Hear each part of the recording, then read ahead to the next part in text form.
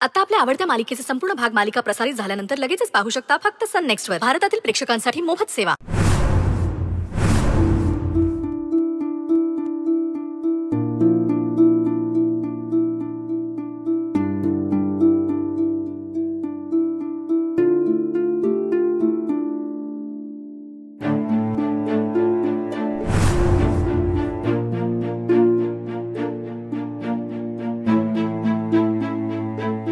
आज बाहेर भावा बहिणीच्या नात्याचा सोहळा साजरा होतोय. एरवी तुझ्या आठवणीत दिवस कसा बसा निघून जातो दादा, पण रक्षाबंधनाच्या दिवशी माझं मन खूप व्याकुळ होतं. दरवर्षी तू रक्षाबंधनाला मला म्हणायचास की तू मला राखी नाही बांधलीस तरी पण मी तुझं रक्षण करणार. पण असं कसं? मी तरीही मला जमेल तशी ओबडधोबड का होईना पण मी तुझ्यासाठी राखी बनवायचे आणि तुझ्या मनगटावर बांधायचे खूप प्रेमाने. दादा, तू दिलेली युनिक गिफ्ट्स मी कधीच विसरू शकत नाही. पावसाळ्यात वापरणारी छत्री, हिवाळ्यात वापरण्याचं स्वेटर, उन्हाळ्यात उन्हाचा त्रास होऊ नये म्हणून गॉगल द्यायचास तू. या तिन्ही वस्तू तू दरवर्षी मला रक्षाबंधनाला द्यायचास. आणि का तर पुढचं रक्षाबंधन येईपर्यंत 12ही महिने तिन्ही ऋतूंमध्ये माझं रक्षण कसं होईल याची खात्री करायचास.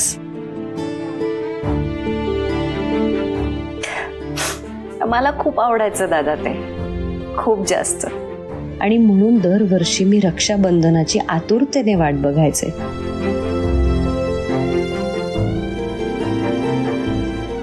तुला आठवतंय मी दरवर्षी रक्षाबंधनाच्या दिवशी काहीतरी नवीन पदार्थ बनवायचा प्रयत्न करायचे, पण तरीही तो फसलेला पदार्थ तू मनापासून खूप प्रेमाने खायचास. अगदी चाटून पुसून फस्त करायचास. एकदा फसलेली जिलबी खाल्ली होतीस तू आणि तुझं पोट बिघडलं होतं, आठवतंय तुला? पण तू मला दोष नाही दिलास, तू जिलबीलाही दोष नाही दिलास, तू स्वतःच्या पोटालाच दोष दिलास.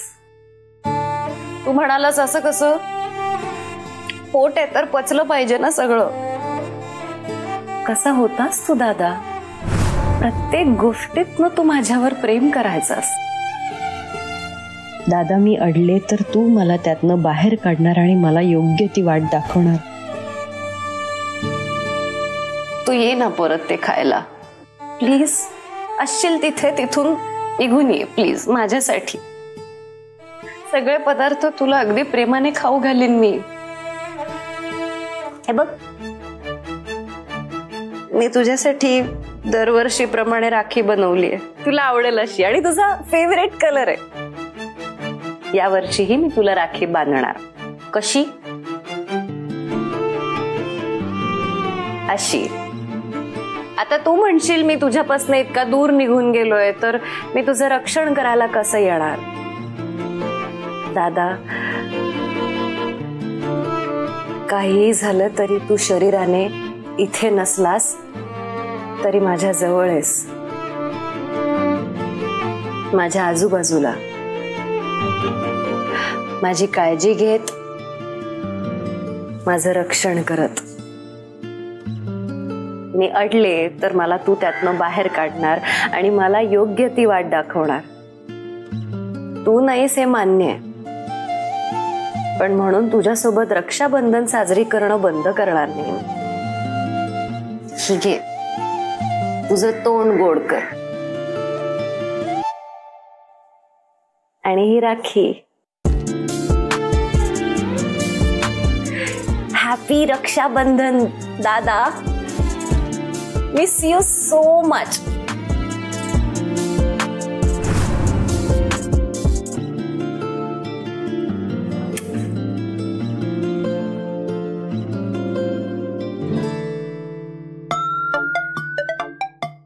रक्षाबंधन आहे आणि मला कोणी भाऊच नाहीये. गावी असताना मी बाजूच्या दादाला राखी बांधायची, पण इथे मला भाऊ नसला तरी काय झालं, मला बहीण आहे ना. आदिती, आदिती, आदिती, आदिती, आदिती, आदिती. हे बघ, तू जर आत्ताच्या आत्ता माझ्या समोर आली नाहीस तर मी तुझ्याशी बोलणार नाही, तुझ्याशी गप्पा गोष्टी करणार नाही, शाळेत जाणार नाही आणि अभ्यासही करणार नाही. आदिती, झालं तुझं धमकावून? झालं तुझं धमकावून? तुला काय वाटलं मी तुझ्या धमक्यांना घाबरते? म्हणूनच तर आलीस ना घाबरून. मला दिलेलं वचन विसरलीस वाटतं. मी काय म्हणाले होते? आई बाबांना एकत्र आणल्याशिवाय मी तुला भेटायला येणार नाही असंच तू म्हणाली होती. आहे माझ्या लक्षात, तरी मला बोलवलंस, कारणच तसं आहे. आज काय सांग बघू, काय आहे? रक्षाबंधन आणि मला राखी बांधायची. आपले कझिन्स अमेरिकेत राहतात, त्यांना कशी राखी बांधणार तू? थोडे दिवस आधी एअर कुरिअर वगैरे करता आलं असतं, पण आता तू एक काम कर, त्यांना व्हिडिओ कॉल कर. अगं मूर्ख मुली, मला तुला राखी बांधायची आहे. मला काहीही. बहीण भावाला राखी बांधते, बहीण बहिणीला राखी नाही बांधत. बहीण भावाला राखी का बांधते? बहिणीचं रक्षण करावं म्हणून ना. आणि वेळोवेळी माझं रक्षण कोण करतं? तूच ना. म्हणून मला तुला राखी बांधायची. ठीक आहे, पण राखी कुठे आहे? थांब, मी आलेच.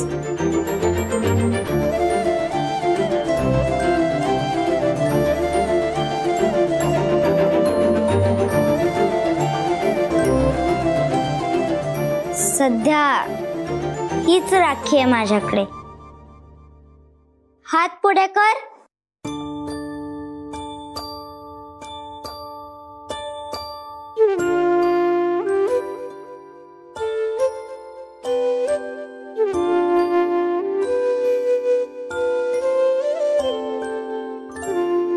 आता मी तुला राखी बांधणार.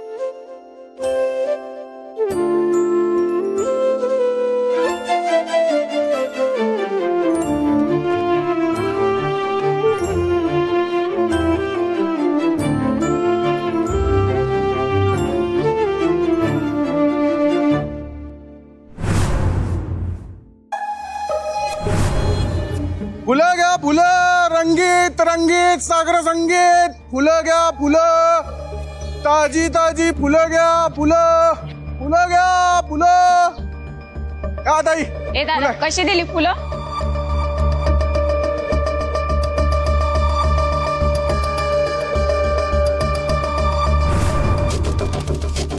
ताजी ताजी वाटत नाहीत.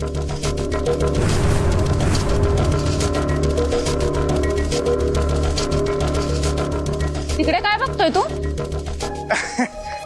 तुमचं हे घर जाम झाक आहे बघा. लय शांतता आहे नी. घरात कुणी नाही काय? तुला काय करायचंय? नवीन आलायच वाटतं गावात. शेवंतीची फुलं कशी दिली सांग? यातली कुठली? हे काय? घ्या.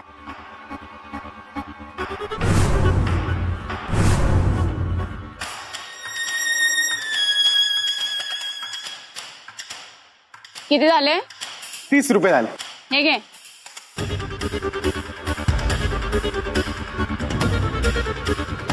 ए, पैसे दिले ना? चल निघ मुकाट्याने.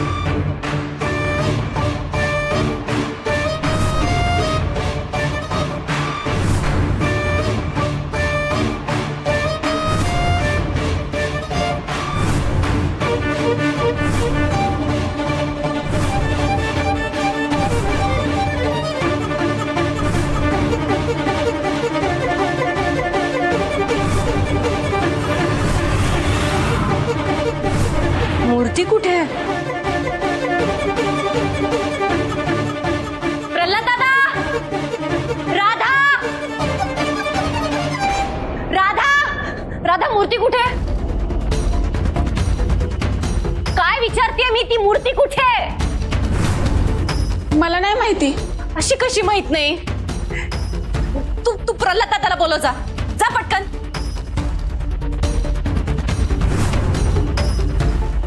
अशी कशी मूर्ती गायब झाली?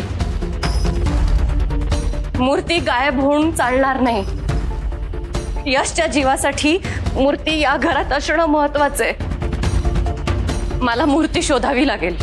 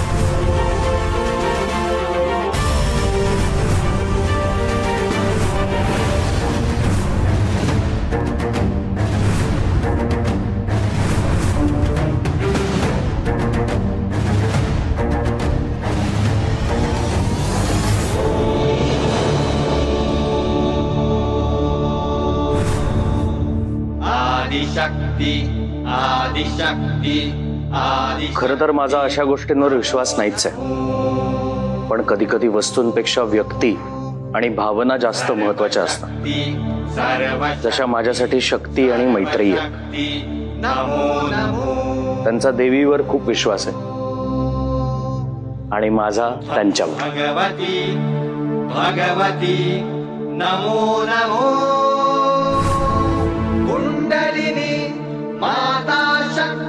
माता शक्ति नमो नमो.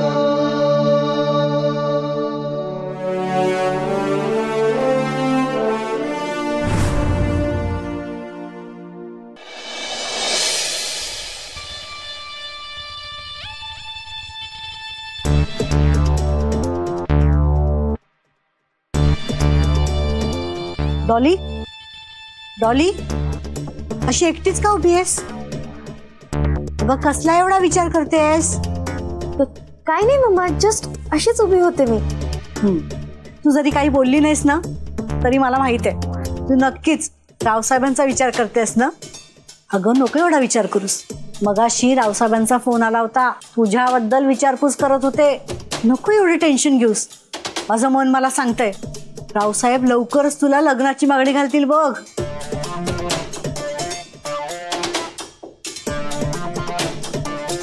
डॉली, काय झालं? तुझ्या मनात नक्की काय आहे ते तुझ्या आईला पण तू सांगणार नाहीस का? काही नाही मम्मा, मी रावसाहेबांबद्दल नाही तर यशदादाबद्दल विचार करत होते. अगं काही दिवसांपूर्वीच यशदादा आपल्यासाठी काही करायला तयार असायचा. म्हणजे आपल्याला कोणती गोष्ट हवी आहे त्यासाठी तो नाही म्हणालाय किंवा आपल्या कोणत्या गोष्टीकडे दुर्लक्ष केलंय असंही कधी झालं नाही. म्हणजे तो जे काही करायचा ते फक्त आणि फक्त आपल्यासाठी असायचं मम्मा. आणि आज तो त्या मैत्रीच्या बाजूने उभा आहे. त्याचं सगळं लक्ष त्याच्या बायकोत आणि त्याच्या त्या मुलीत आहे. आपली कवडीची देखील किंमत नाहीये त्याच्या लेखी. मम्मा मी काय चुकत असेल तर प्लीज मला करेक्ट कर. नाही, अजिबात नाही. यावेळेस ठामपणे मी सांगते की तू माझ्या मनातलं बोललीयस. खरंच यश बदललाय.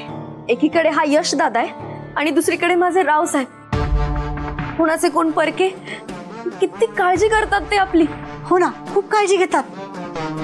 कायमची आंधळी होता होता कशी बशी वाचली मी. पण मम्मा तुला एक सांगू का, हे ना फक्त काही दिवसांचेच खेळ. एकदा का माझं आणि रावसाहेबांचं लग्न झालं ना, तर मग दाखवते त्या यशला आणि त्या मैत्रीला की डॉली काय चीज येते. मी काय म्हणते डॉली, छोटस जग असेल. नाही नाही, छोट्याशा भावविश्वात मोठस जग असेल. आता ही परत नेहमीसारखी स्वप्नात हरवली. रावसाहेब हे नेहमी रात्रीच का फोन करतात? अगं उचल ना पटकन. अगं उचल उचल काय, नक्कीच काहीतरी काम सांगायला फोन करत असतील. अगं मम्मा तू आता उचलला नाही तर राग येईल त्यांना. प्लीज रिसीव्ह कर. नाही नाही, त्यांनी जर देवीच्या बाबतीत काही काम सांगितलं ना तर मी अजिबात करणार नाहीये. खरंच सांगते. हे मला नको सांगूस, त्यांना सांग. हॅलो. हॅलो, बोला रावसाहेब. बराच वेळ झाला फोन उचलायला. तब्येत बरी आहे ना? हो, आतापर्यंत बरी होती, पण तुमचा कॉल बघितला आणि धडधड वाढली. मला हार्ट अटॅक येईल असं काही काम सांगू नका तुम्ही. डोंट वरी, असं काहीही होणार नाहीये. हा मग ठीक. बोला, काय काम होतं? एक छोटस पण महत्वाचं काम करायचंय तुम्हाला. पुन्हा काम? रावसाहेब, देवीचं काही काम असेल ना तर मी अजिबात करणार नाहीये. अहो, डोळ्यावर निभावलं, जीवावर बेतेल असं मी काही करणार नाहीये. आधी नीट ऐकून घ्या. काम देवीच्या बाबतीतलं नाहीये, मैत्रीच्या बाबतीतलं आहे. मैत्रीच्या? हा मग ठीक आहे. काय करायचंय बोला. आम्हाला मैत्रीची जन्मपत्रिका हवी आहे. हा मांत्रिक म्हणतोय की मैत्रीच्या मंगळसूत्रामध्ये यशचा जीव आहे. ते मंगळसूत्र यशवर कुठलंही संकट येऊ देत नाही. त्या मंगळसूत्राची ताकद जर कमी करायची असेल तर मैत्रीची जन्मपत्रिका बघून इथे आम्हाला काही विधी करावे लागणार आहेत. अच्छा, हो का? पण मी पत्रिका दिली तर मला काही होणार नाही ना? घाबरू नका, तुमचं काहीही नुकसान होणार नाही. उलट झाला तर तुमचा फायदाच होईल. रावसाहेब, तुम्ही फक्त असं बोलता आणि रिस्क घेऊन परिणाम आम्हाला भोगावे लागतात. अहो, असे मोठे मोठे फायदे हवे असतील तर अशा छोट्या छोट्या रिस्क घ्याव्या लागतात. भावी सासूबाई. असं म्हणताय तर करते मी काम, पण एक प्रॉब्लेम आहे. मैत्रीच्या कपाटाची चावी आहे ना कमलाकडे असते आणि ती मिळवणं जरा कठीणच आहे. डोंट वरी, तुम्हाला एक सोपी आयडिया देतो कठीण काम सॉल्व्ह करण्यासाठी. सांगा ना मग. तुम्हाला फक्त एवढं करायचंय की